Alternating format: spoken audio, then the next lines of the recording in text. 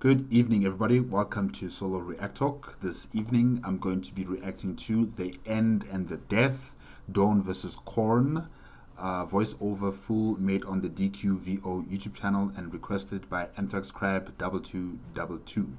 Yes, if you guys want to check out the original video as well as DQVO YouTube channel, the links are going to be in the description below. This is a continuation of my DQVO marathon, Warhammer 40k marathon. If you guys want to check out my previous reaction to the other videos that I've reacted to tonight, remember that the reaction playlist card is going to be at the top right here for my Warhammer 40k content reaction playlist. And yes, let us start with the video. 3, 2, 1, go.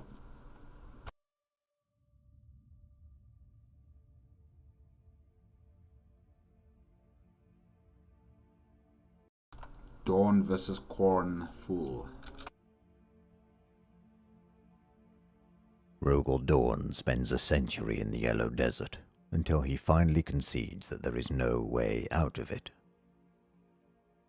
After a century, he also believes there is no way into it either. After a century?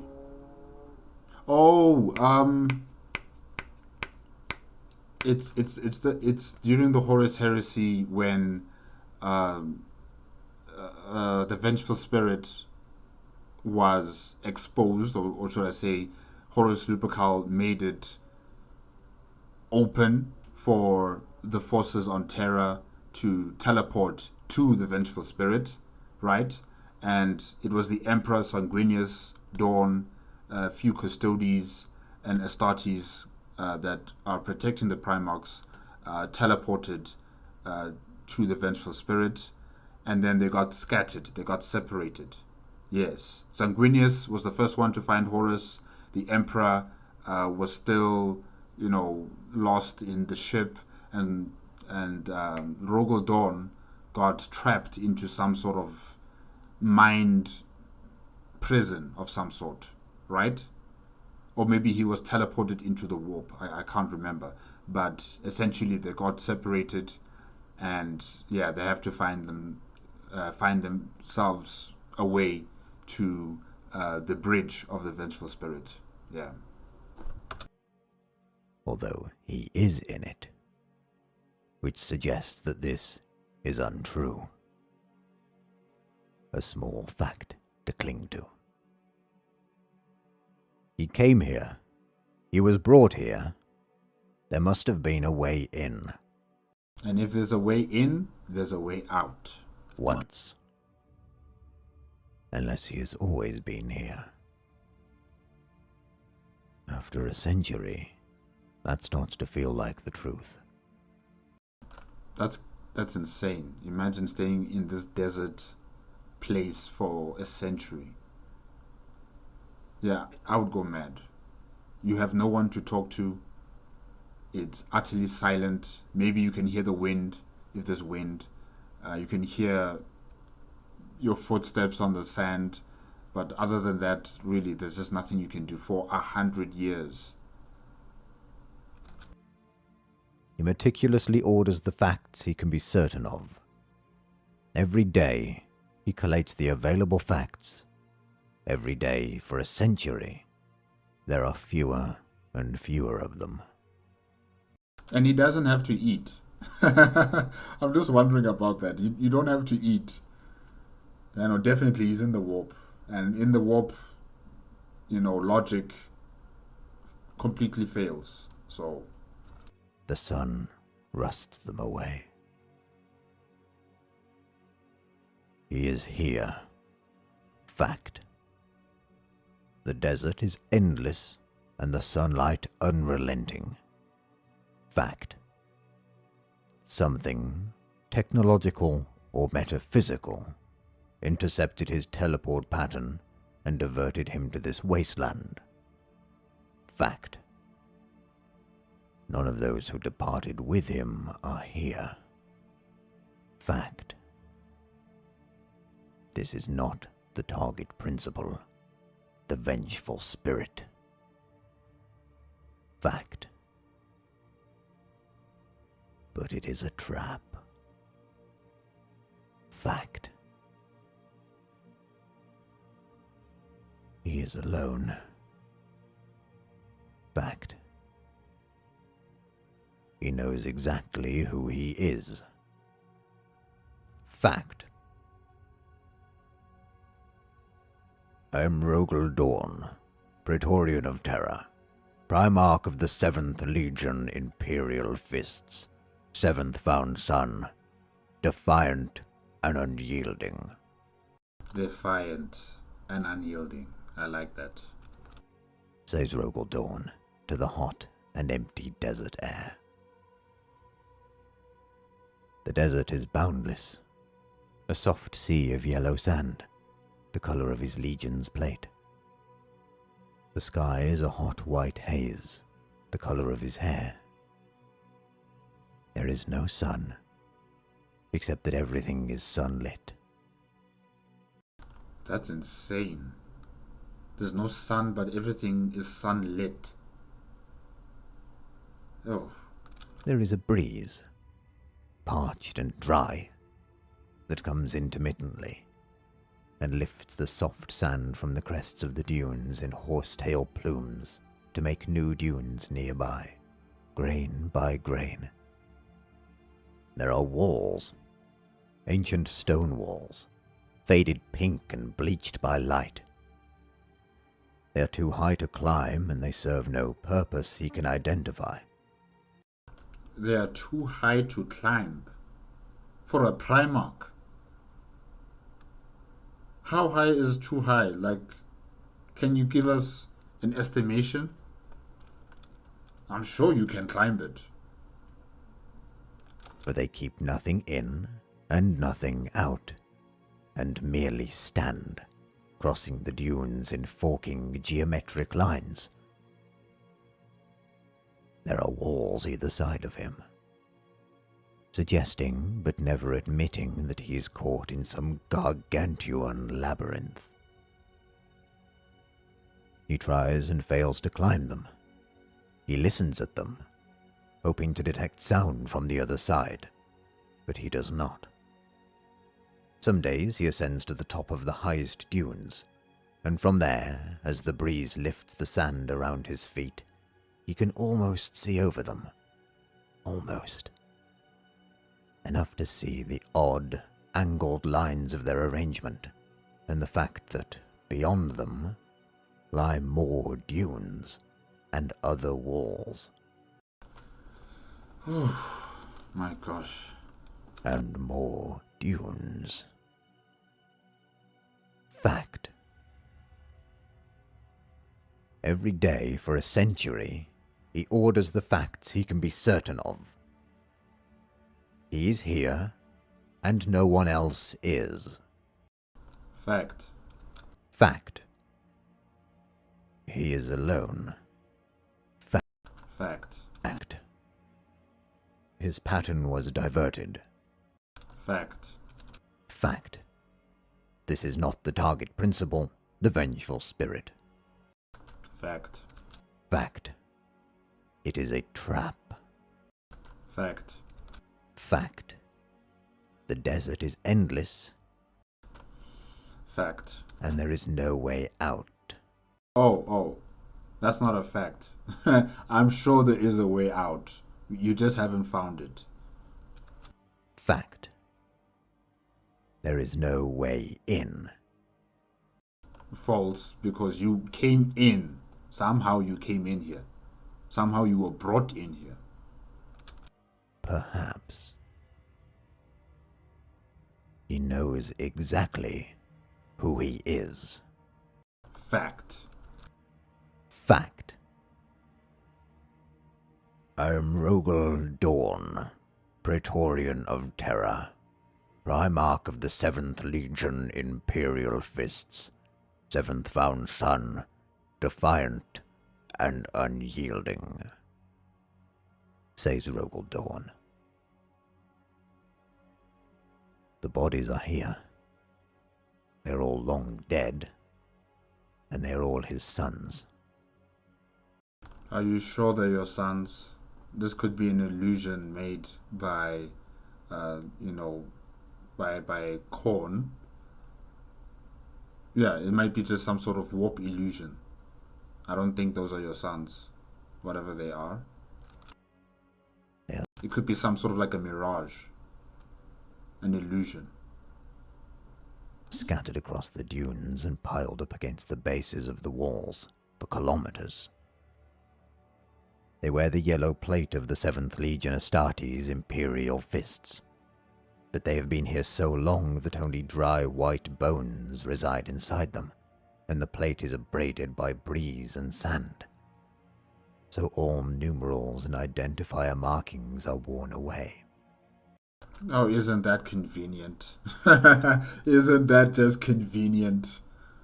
No, these things are not your sons, Rogal Dorn. This is a trick. It's an illusion. It's meant to break you down. It's meant to tire you out in some sort of way. It's a mental attack. Those things are not your sons. And there should be some sort of armor pieces that differentiate between one armor set to the other armor set. Some Astartes might be taller, some Astartes might be much more, more thicker. There might be some parts of their armor that have been replaced or that have discolored over time due to battles, or have bullet holes, something to make you identify that, oh, this is my son so and so. You can't just take it by face value and just say that, oh, these yellow suits belong to my legion, therefore they're my sons. No, that's not enough information. It's not a fact. He doesn't know who they were, because they never existed. Except that they were once Imperial fists. That's not a fact. They may or may not be the men who formed the company he left with. He can't be sure. Those men, hand-picked, may be here. But if they are, why were they long dead when he arrived? Because it's an illusion. And who are all the others? There are far, far more than a company strength of men scattered across the dunes. There are thousands, tens of thousands. Yellow plate is piled like metal shingle along the foot of the walls. Many times he attempts to count them, to reach an accurate number which he can add to his list of facts, but he always loses count. How many Imperial fists were there in the Legion while Rogal Dorn was Primarch? Because if there's more of these suits in this desert than the current amount of Astartes in the Legion, then it's also just proving that this is fake. Some days after 10,000, some days after 20. But there are so many, and it is impossible to know where he started counting and where he has finished. He tries to mark them with his sword as he counts, cutting a notch in each pauldron. That scrupulous method gives him a figure of 37,409, before he loses count and forgets if he has notched a pauldron or not. Besides, his sword edge is beginning to blunt, and he is weary. And there are still so many more. More than those he has already counted. Unsure, he starts again. He orders the available facts. There are very many dead, and the desert is endless. The desert is endless. Well, I guess you could say that's a fact. Very many dead. I don't believe that those things exist. Fact. The walls are very slightly too high. There is no sun, but the light neither rises nor sets. Fact. It is slightly cooler in the shadow of the walls. Fact. There is no way out. Fact. There is no way in. Is that a fact? No. I am Rogal Dorn, Preatorian, Primarch of the Imperial Fists. 7th Legion. 7th Found Son, defiant and unyielding, says Rogal Dorn. The desert is yellow. The light is white. The walls are very slightly too high. He sits in the cool of the shadows, day after day, amid the litter of yellow armor, and recites the available facts to himself. His sword is notched. He is alone. The breeze lifts feathers of sand from the ridges of the dunes like spindrift from the sea. There is no way out. This is a trap. Fact. I am Rogal Dorn. I am Rogal Dorn. Yes, you are the Preatorian of Terra. You are the Primarch of the 7th Legion, 7th Found Son, defiant and unyielding. Primarch of the Imperial Fists, 7th Found Son, defiant and unyielding, says Rogal Dorn. The desert is yellow at first. In the course of a century, it darkens. He doesn't notice it at first, until, years later, seated in the cool shadow of the wall, he realizes that the yellow of the dunes has become darker.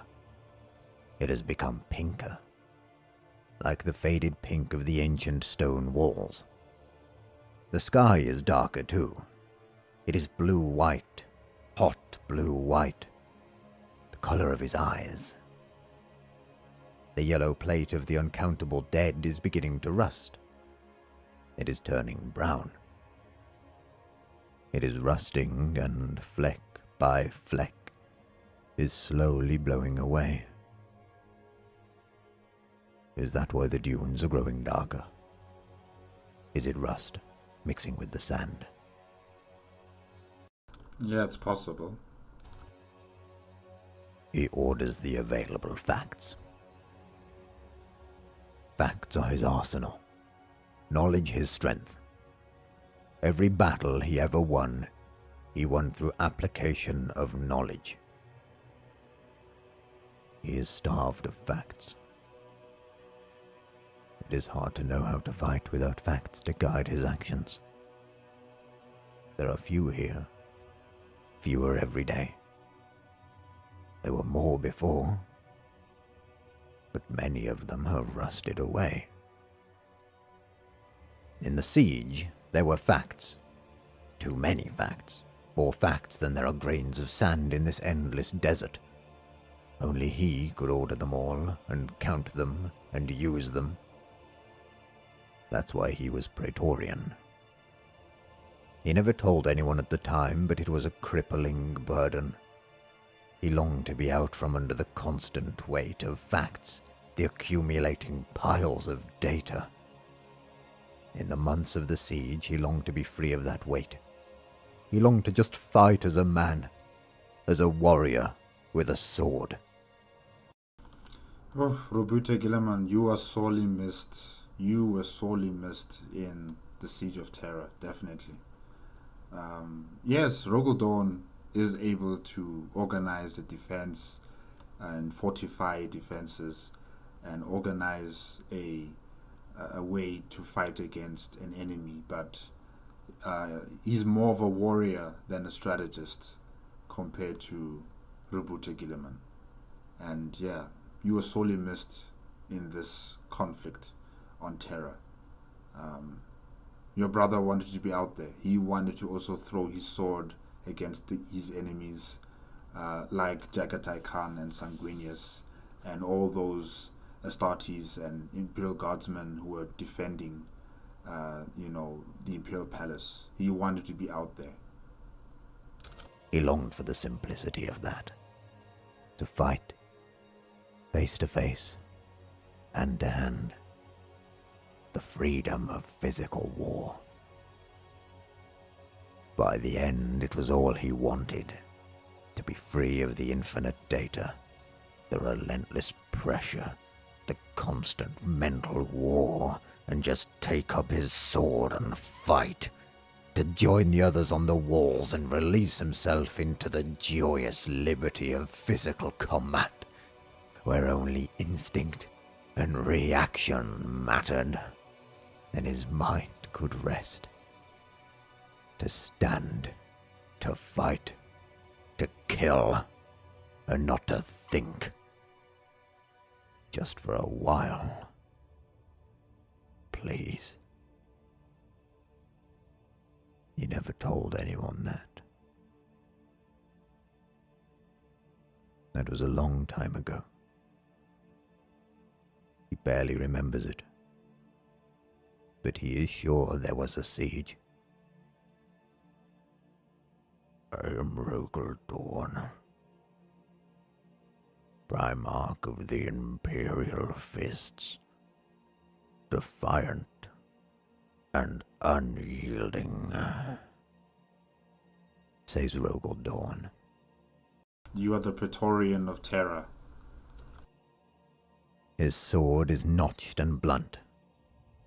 He is very tired. These walls, bleached pink, are not the walls he longed to stand on. Things become simpler here in the shadow of the walls where he sits. Facts rust away. There are fewer and fewer of them every day. There are no days because there are no nights. Years pass and it grows darker still. Where yellow became pink, pink becomes brown. Everything is rusted. There is nothing yellow left, except some tiny shards of yellow ceramite and plasteel around his feet. Everything is worn out. He believes the entire desert is just grains of rust, that there were once far more bodies, and that other centuries, which must have passed before he arrived, had worn many of them away to form the endless desert where he found himself. The dunes where the rust particles of other suits of plate and other sets of bone reduced by light and breeze. You must remember, Rogal Dorn, that this is the immaterium. Anything put to the mind of a demon or any other entity that exists in the warp can be manifested into reality in the warp.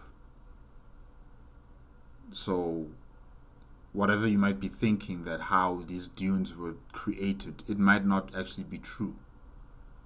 This realm could have just been conjured up by a demon to become a prison for characters such as yourself to be imprisoned in here, to be experimented on, or to be slowly converted into worshipping the chaos gods, particularly Khorne.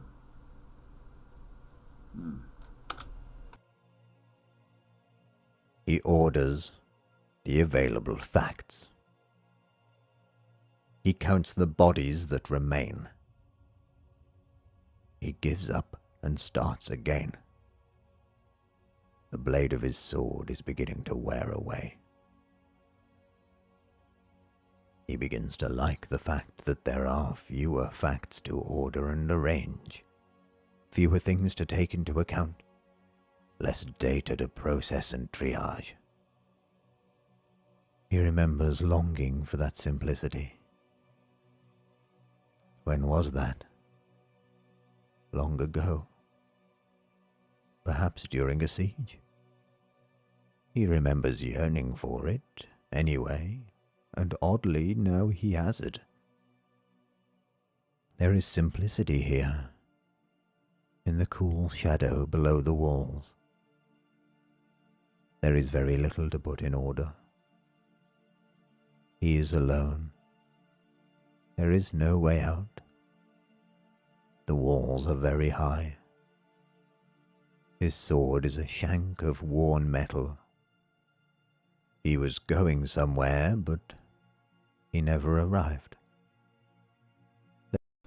He's slowly losing his mind, I think. There were people with him, but they are not here now. Or they are rusted to flakes in the cool shadow of the walls. They are probably long dead. Whatever he was part of. A siege, was it? Whatever it was, it must be over by now. Long over. Losers defeated, victors decided. It's out of his hands now. You might think that, but in the warp, time operates differently. It's no longer his responsibility. It's a relief. He thinks he longed for it once. He forgets. His memory is rusting. It's a great relief, just to sit in the cool and be. Not to think. Not to decide. I am Rogal Dorn. Fact. Of the Imperial Fists. Fact. Defiant. And Rogal. Rogal. Later that century, the rusting brown cast of the desert and the walls and the sky have grown darker still. It is red. Everything and everywhere is red. Like blood. The color of blood. Scarlet out in the sunlight. Across the endless dunes. And crimson, madder and orchid hues in the dark shadows of the wall. He remembers, sometimes, longing for blood. The fire of blood. Be careful, Rogal. Be careful. You are descending down a path that will lead you to Khorne. Even the environment is slowly changing into a reddish color. I think Khorne is finally going to avail itself to you. Prepare yourself. The gush of blood. The physicality of blood. He wanted that simplicity. He wanted to fight. In a blood fight. Spilling blood close up. Not fighting with his mind from a distance. He wanted to put the mental fight aside. Give up the crippling, endless puzzle of war, the never-ending facts and data, and just be a man with a sword. Just give up, stop thinking, and give in. Just fight. Just fight mindlessly. No, Rogal. You fight with purpose. You fight with duty. You do not just fight just because you want it or because it lets you free. No. Just be free. Just fight and kill. For blood. For blood. The color of this desert. Just blood for the sake of blood. No, Rogal. simple, released, unthinking. Just blood. Blood for... How long ago was that? Who was there? Does it matter? Which side was he on? He tries to order the available facts. He was a warrior who just wanted to kill. They wouldn't let him. They wanted him to think. They wanted him to decide everything. They wanted him to order the available facts because they said he was good at it. He didn't want to decide. He didn't want to have to make those decisions. It was killing him. He never told anyone that. He wanted to stop and make somebody else decide. Make somebody else order the available facts. All he wanted to do was to go to the walls and forget it all and fight. A man with a sword. Just fight. No thought. No... Get back to the available facts, Rogal. You're losing it. Decisions. Just fight. Mindlessly. Free. The way the others did. Just fight. Spill blood. That's all. Just blood. No. Blood for them. Just give up. My gosh, that voice. I am Rogal Dorn. Defiant. Says Rogal Dorn. An unyielding. Just give in. Never, demon. Or maybe this is Khorne, I'm not sure. But never. I am Rogal Dorn. Says Dorn, sitting in the crimson shadow under the red wall. Are you even that? Were you ever? Just give up.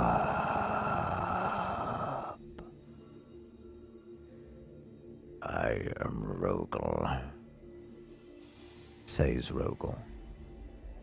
Not even that. Don't think. That's all you really wanted, isn't it? Imagine this demon, or maybe it's Khorne, is whispering right at your ear, you know. Right here.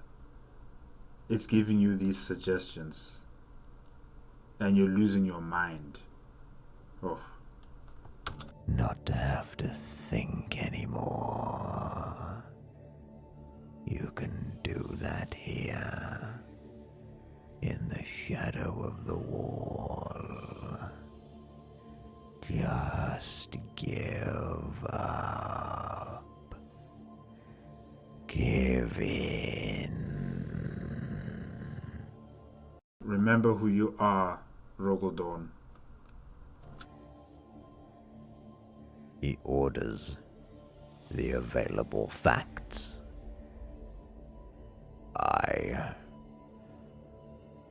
He says. You? Yes? Is there anything he's certain of any longer? All the facts have rusted, and all the thoughts have gone. There is only blood. That's all he really wanted. Give in to that. He says. Just blood. Say it. Never. Say it. Say blood. blood. The thing you wanted. Blood, he says softly, soft as the flecks of rust the dry breeze lifts in horsetail plumes from the ridges of the dunes. Say it again. Blood. Who is the blood for? For no one. For no one, Rogal. For. Say it. Who is the blood for? Blood for the. For whom? For no one. Because you don't offer blood to anybody. That's sick. He's waiting for you. You just have to say it.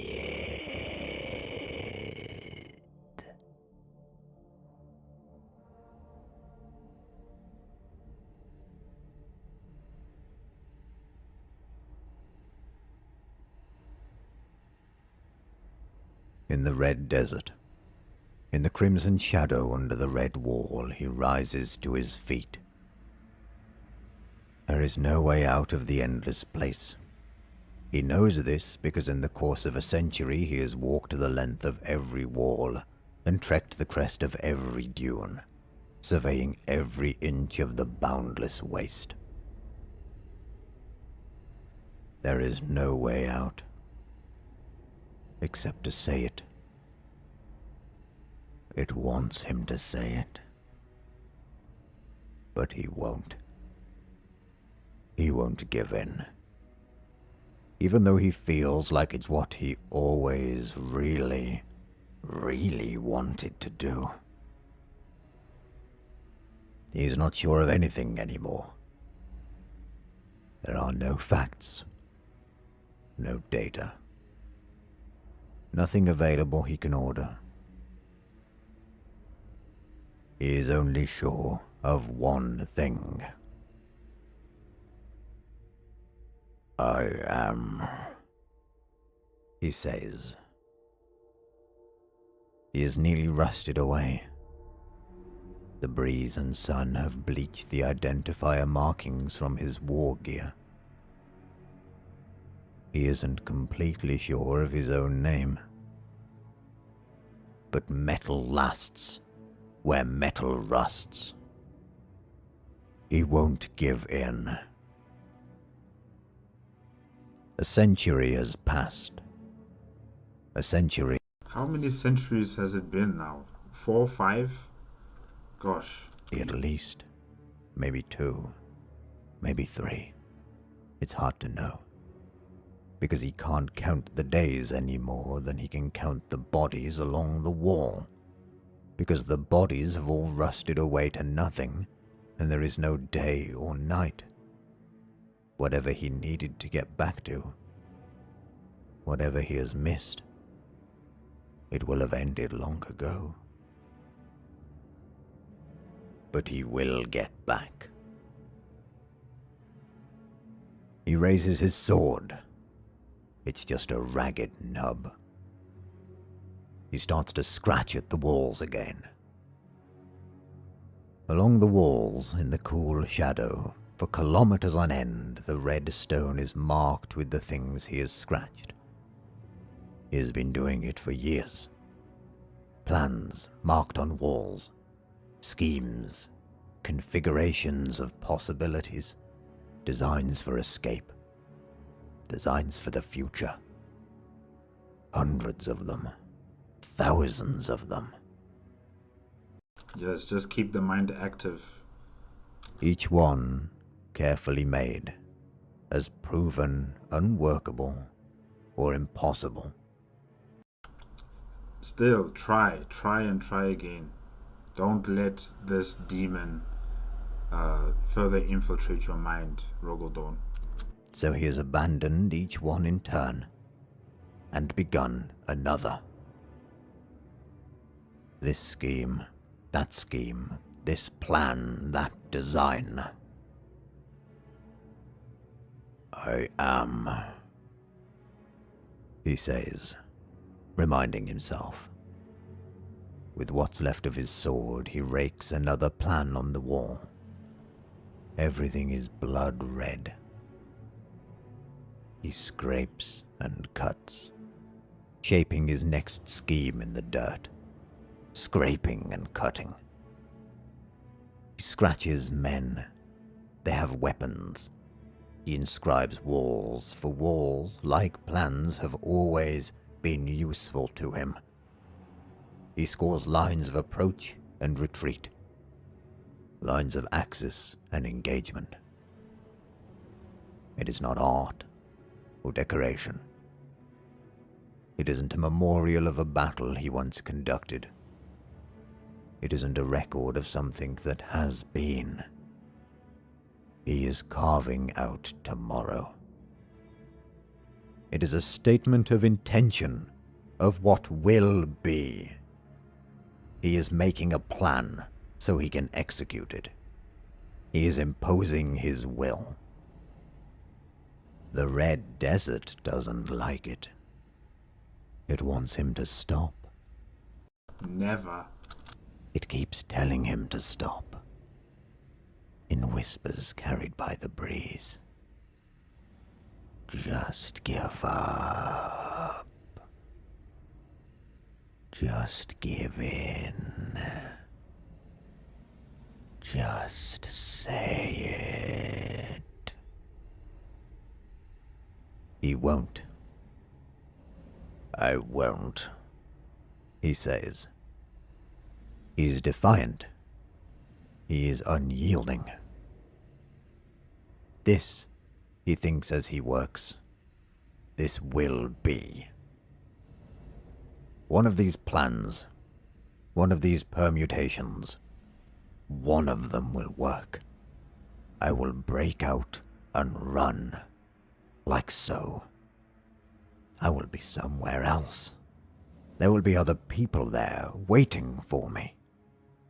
These are the weapons they will be carrying. This, as his fingers move from scratched line to scratched line, this will be the path I will follow to escape. This is where it will end. This cross here. This will be my target. What is set out here on the wall in crude gouges and ragged scrapes will happen in life tomorrow, or the next day, or the century after. But it will happen. It will happen. It will. I will evade and get away. For here, see? I am already free. I am modeling the future. To sanctify this, to commit to this configuration of tomorrow, he scoops his calloused, filthy hand into the red dust at his feet. He cups a handful of blood-red dust. In it are tiny yellow flecks of plasteel. He presses it, palm flat, against the wall. He leaves his mark, the mark of himself, on his plan. This is what will happen, and with my hand I signify it. It cannot be undone. It will happen today, tomorrow, in the next century. It will happen. I am already free. I am Rogal Dorn, Fact. he says, reasonably certain. My name is Rogal Dorn. Yes. It doesn't like that. The Red Desert. The red wall, the red everything, it doesn't like it. It whispers on the breeze. Say it, say it, say it. Who is the blood for? Say it. Give in, just say it. Give in to your longing. Say it. He has decided not to. It tried to persuade him. It coaxes, it pleads, it demands. Some years it uses other voices, close to or far away. The voices it uses sometimes sound like voices he once knew, but he can't name them. He can't confidently name himself. Demon, you're not gonna get to him. If you were Erebus, the hand of destiny, maybe. But you are not Erebus. I am Rogal Dorn, he says, just in case he's right.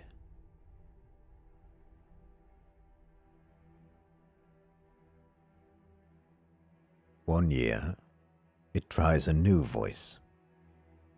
It says, "There is shadow under this red rock. Come in under the shadow of this red rock, and I will show you something different from either your shadow at morning striding behind you, or your shadow at evening rising to meet you. I will show you fear in a handful of dust." He hears it quite distinctly. He doesn't know what it means, though the wall is like a red rock, and there is a cool shadow beneath it where he chooses to sit, and everywhere here is dust. He thinks he knows the voice, too. It sounds like a warrior he once knew, whose armor bore no markings. His own armor had no markings either, because the wind and sand have worn them off. Perhaps the warrior was lost in the desert too. He can't remember the warrior's name. It was too long ago. And besides, he's fairly sure it is just the red doing different voices. Still, the little bleached memory of the warrior reminds him of a little faded patch of the past he thought he had lost in the dust. He starts scraping a new plan out on the wall. I am Rogal Dorn, unyielding, he says. And defiant. Just give up. Just say it. You've lost, demon. Just say it. Who is the blood for? The whispers are distracting. After a few more years, he decides to talk while he works, to blot them out. The red doesn't like that either.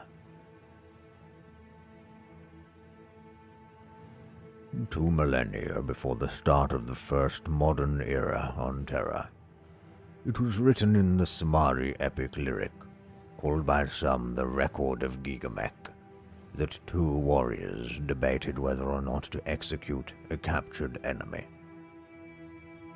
Behind the wall, the red hisses in annoyance.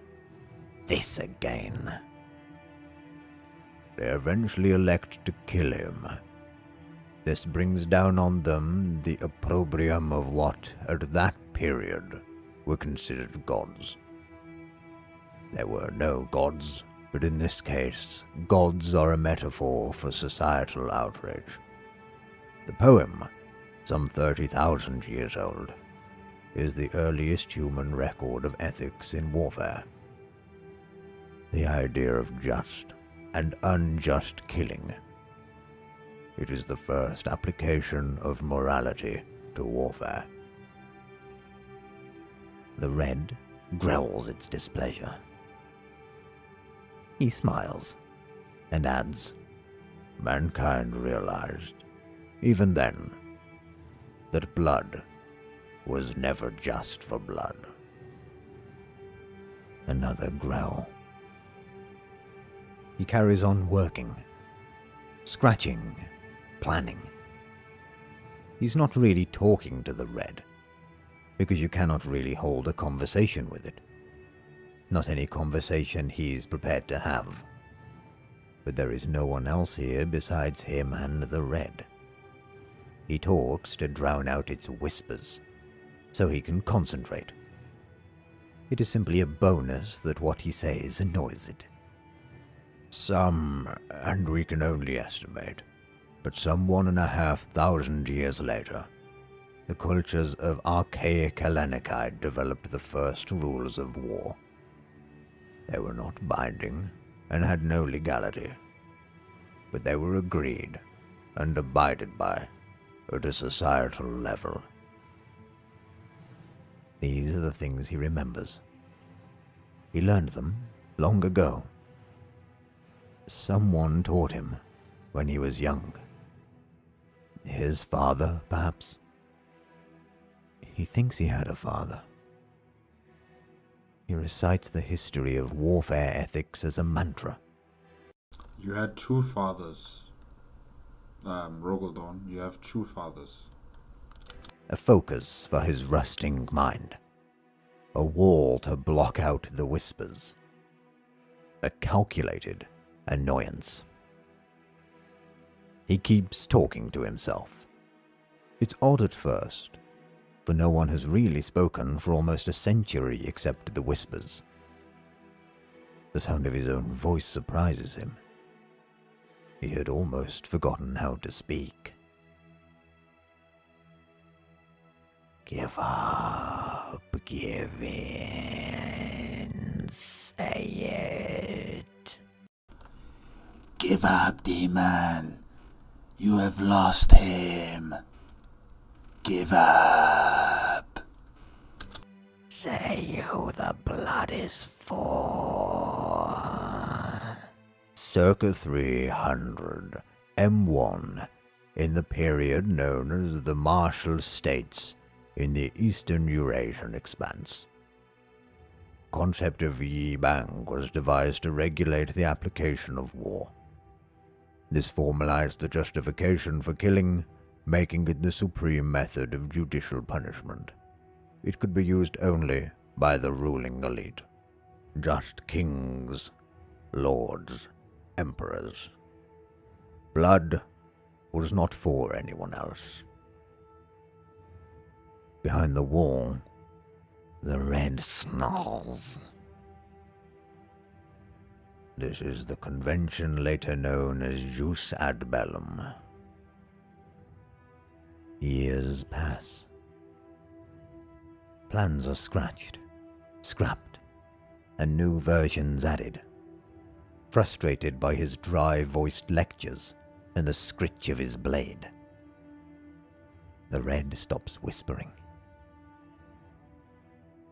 Sounds come instead. Noises on the other side of the wall. Distant murmurs of battle and destruction. He stops and listens.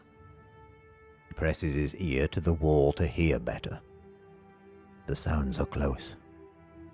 Just on the other side. You need to climb. Rogal, climb. I don't know if it's real, but just check. They are so tempting.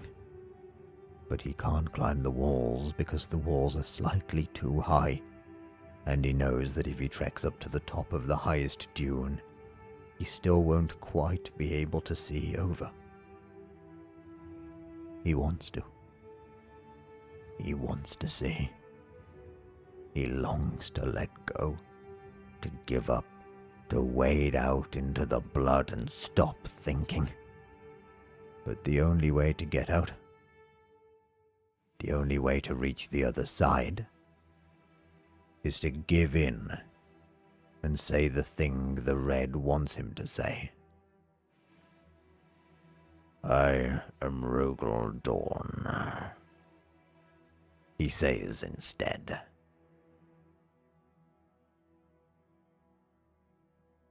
He wipes red dust off what remains of his blade and resumes his work. I am Rogal Dorn, he says.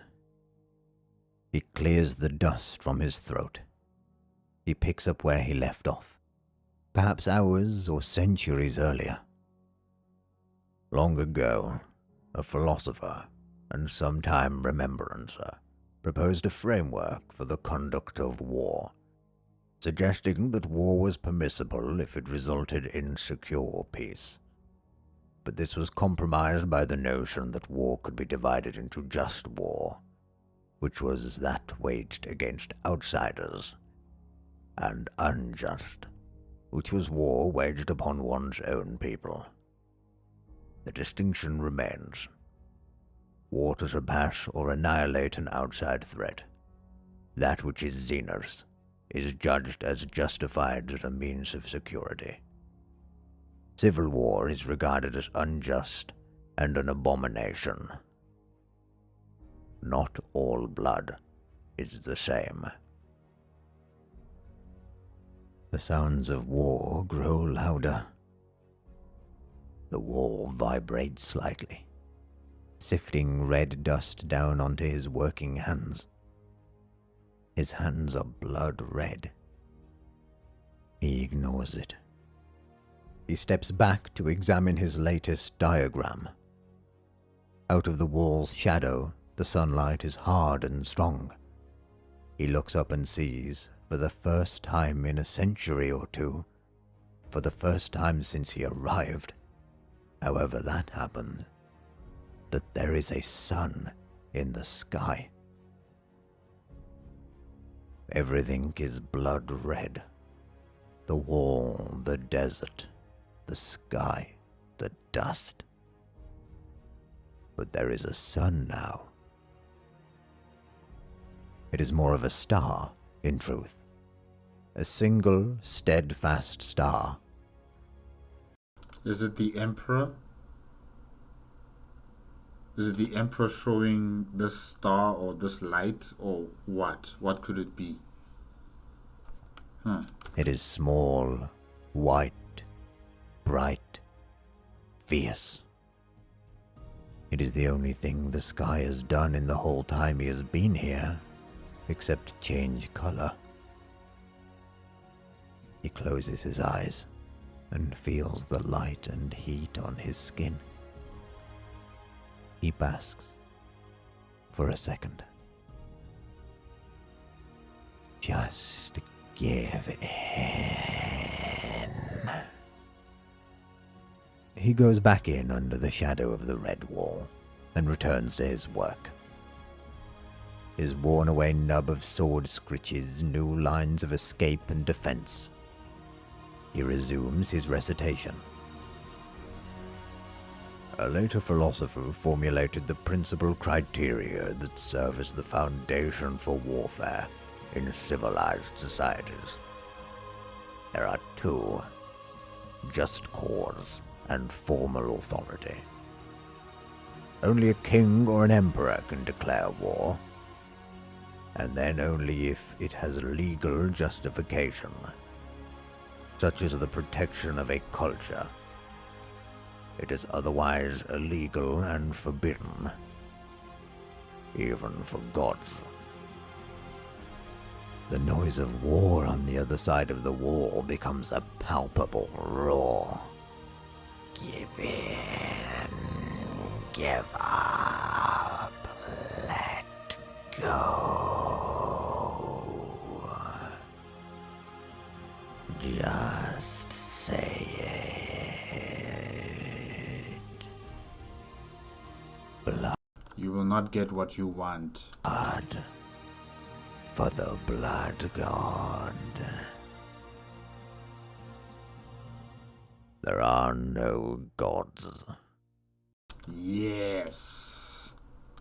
says Rogal Dorn. He leans close to the wall, his mouth almost touching it. "Not even you," he whispers.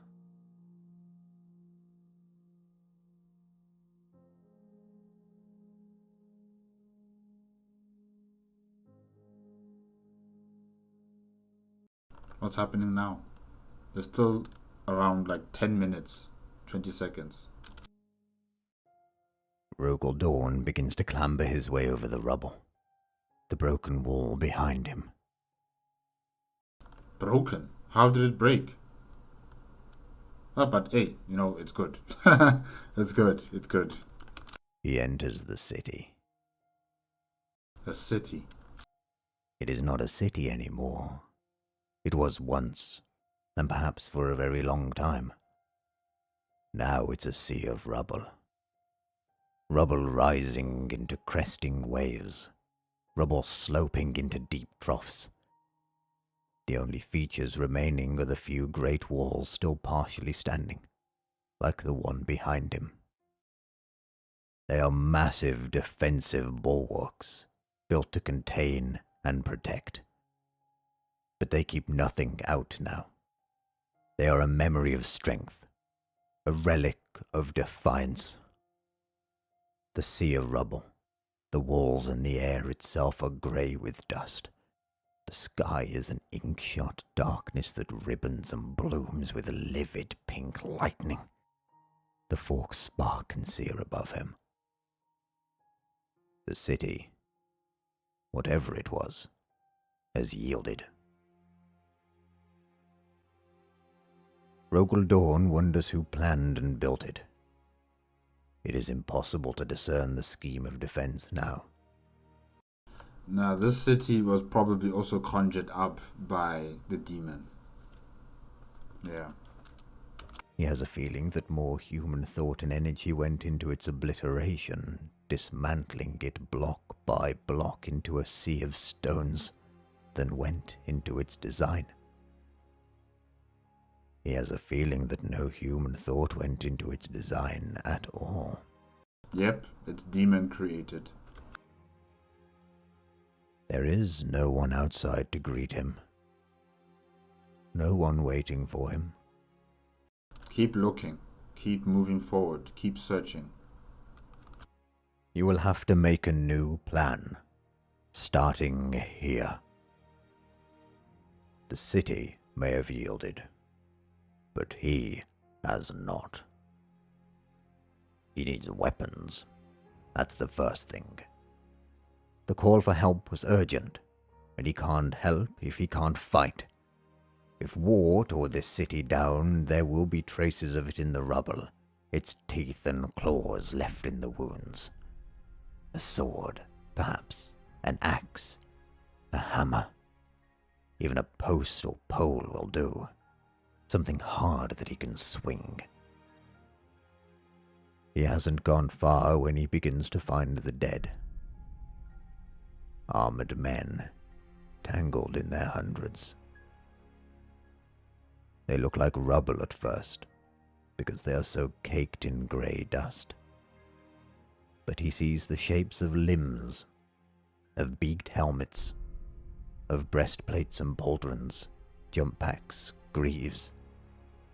When he stoops and wipes the film of dust away, he reveals the traces of gold laurels, of auramite decoration, of yellow plate, of the numeral 7.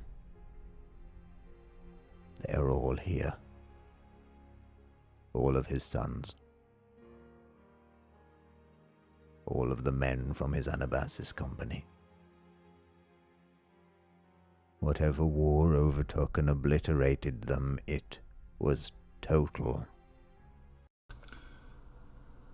I don't know if that's really them, but if it is really them, then yeah, it's so sad that they were trapped in this city fighting while their Primarch was literally next door, journeying through through the desert that seemed to go on forever. And here they are, they died in this place, being so close to their Primarch. He scrapes the dirt from rank medallions and insignia and peels back visors. He sees the pinched, pale faces of the extinct. He remembers names. August, Lomid, Exus, Tabernus. Each name replenishes another cell of his memory, bringing back events and encounters, conversations and triumphs. The past drips back into his mind like drops of ink falling into water. His grief hangs in the air for a while, like dust. But he is not here to grieve, nor will he allow grief to defeat him where those centuries in the desert and the whispers of the Red did not. He is Rogal Dorn, defiant and unyielding. Yes. The Red did this. The Red will know his vengeance. There is nothing more dangerous than a man with nothing to lose. He finds his Huskal, the leader of his company, a little way apart, prone on a wave of rubble, like a piece of shipwreck being borne out to sea. From his posture and position, it seems as though he was the last to die. Rogal Dorn kneels beside him. He says his name. Diamantis. Again, grief wells and tries to overcome him. He does not yield. Diamantis has left him a gift. It is half buried in the dust and stones beside him. Rogal Dorn digs it out. The greatsword is a power blade, a mighty two-hander in Diamantis' fists. In Rogal Dorn's hand it is but a heavy spatha. Its tongue is blackened, but its edge is still fine. Good. You have a weapon to defend yourself with. He lights it, and the flash of power burns dust off the blade and reveals a brand of gleaming silver that dances with blue discharge. This I will bury in the heart of the Red, swears Rogal Dorn, bringing the sword to his brow in a salute. That's it. That's it, Rogal Dorn. In the manner of the Templars. This I will wield against my brother to avenge my son. He rises. The coral lightning above him peals its rage. Who are you, Rogal? Mocking his oath. It can mock all it likes. He is free, and he has a sword. He stands and listens for the echo of the call so he can determine which direction to go. He can just make out the dying ring of it on the wind. And something else. A tapping. A scratching. A tapping, scratching noise? As soft and small as the scrabble of a mouse. It's not the stir of dust, nor is it the loose rubble settling behind him. Well, let's go see. It might be someone who is surviving in this place as well. There's something else alive. He hunts for it, straining to hear. It's coming from a mound of rubble close to the bone field where his sons lie. It's a slope of rubble that has spilled down from a split in one of the bulwark walls. It could even be the wall he broke through to get here. The rubble that he spilled breaking free. He isn't sure. He can't tell the broken walls apart anymore. Rogal Dorn plants the sword tip in the dust and starts to toss the blocks and stones aside. The largest weigh close to a ton. He digs down, careful not to let the whole slope slide and rebury itself. He uses instinctively his understanding of mass and balance to shore up the excavation as he deepens it, wedging slabs into the lip of the cavity he is making, fortifying the pit to prevent collapse. And that's how he finds her. She stares up at him blindly from the rubble as he uncovers her. So it's someone who's not part of the Astartes group that left for the Vengeful Spirit. Okay, so how did she get herself into this situation? She's caked in blood and the dust that adheres to that blood. Her fingertips are bloody raw from scratching at the stones, frantic to escape her premature burial. It's a wonder that every bone in her body isn't broken. "Don't move," he murmurs. "I'll dig you free. You move and you might shake it all loose." "Yes," she says in a tiny, dry voice. "Do you know who I am?" he asks. "You're Rogal Dorn, Preatorian, Primarch of the Imperial Fists, 7th found son, defiant and unyielding," says Acte. Acte. Okay.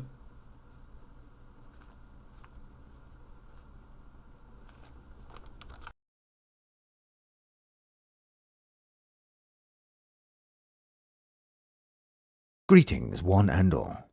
If you enjoyed that, you can support me on my Discord, Patreon, Redbubble, or with a channel membership. Or simply like, comment, and subscribe to catch any and all future DQVO videos.